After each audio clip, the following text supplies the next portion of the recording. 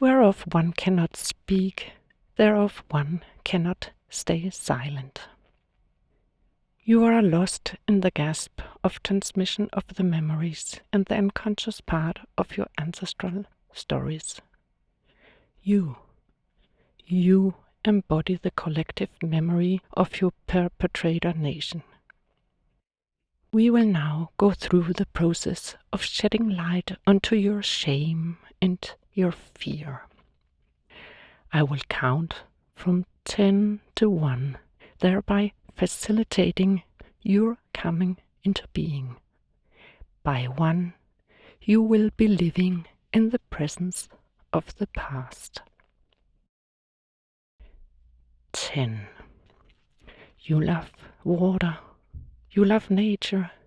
You enjoy swimming and hiking. You put an honor to be able to use your body physically. Being sick or having a disability threatens your raison d'être. Might this be related to the historical framing of the German body? 9. You loved your grandfather, but hated that he never distanced himself from what he had done. Although you have to admit that you don't know what he had been doing. You know no concrete stories. His stories remained abstract and were talked about in these general aspects. However, he would say things like, "There are so many beautiful elements in the National Socialistic movement. A nation needs to be able to be proud of itself. Oh, you can't understand, you weren't there. You know, they spread so many lies about us. We never killed 6 million people. I have a book proving that it was no more than 150,000 people. The book was published in England." 8. March 2nd, 2022. For the first time since you got his memoir, you continued reading after having read more than 2 pages. It always made you feel sick. One long story of glorification, explanations, self-defense and victimization of his past. You feel the urge to put the book away, but also the urge to learn more. 7.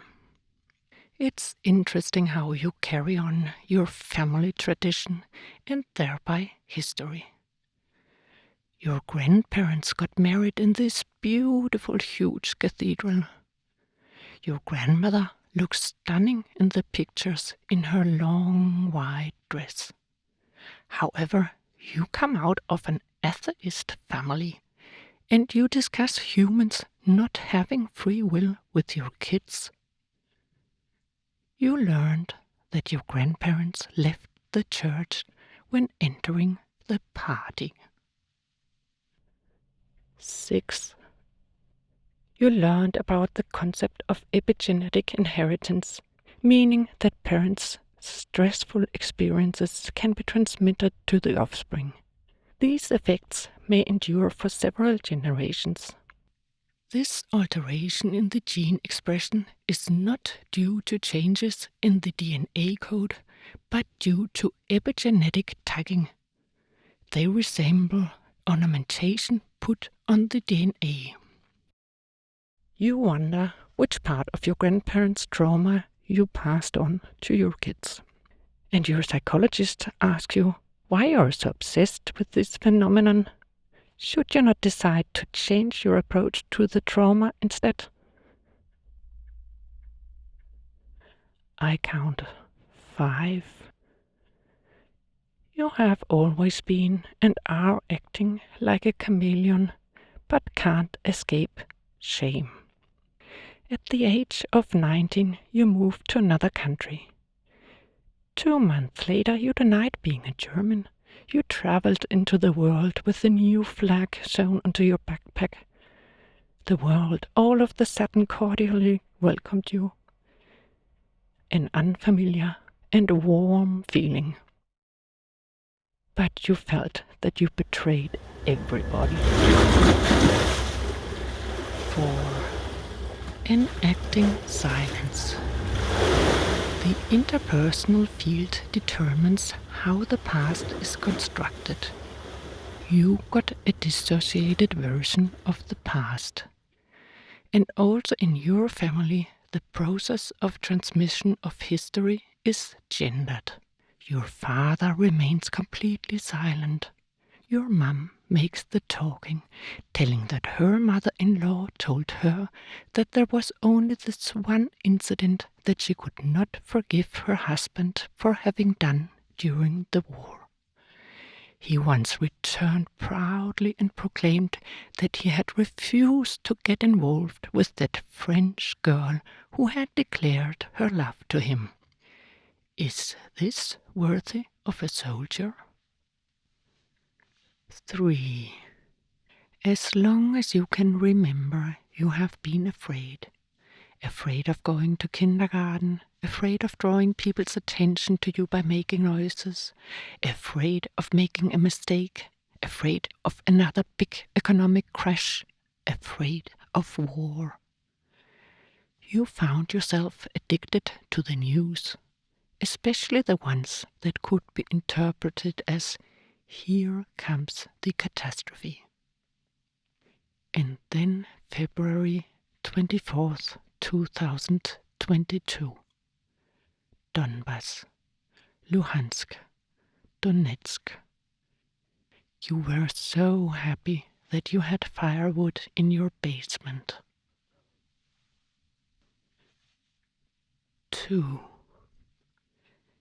As a child, your father experienced hunger, and you that food was in focus. At the dinner table, there was often a charged atmosphere. Did you appreciate the food enough, or did you talk too much and too loudly? Did you eat up? Nothing was to be thrown out. You can't throw out food. You have learned something. Your son as well. In your basement, you store food for emergencies. You even have a history of bulimia. 1. You are now to wake up and to get living in the presence of the past.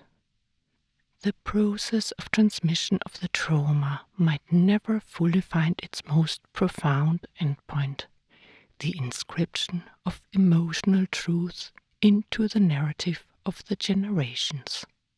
However, increased awareness might cause honoring the one and liberating the other.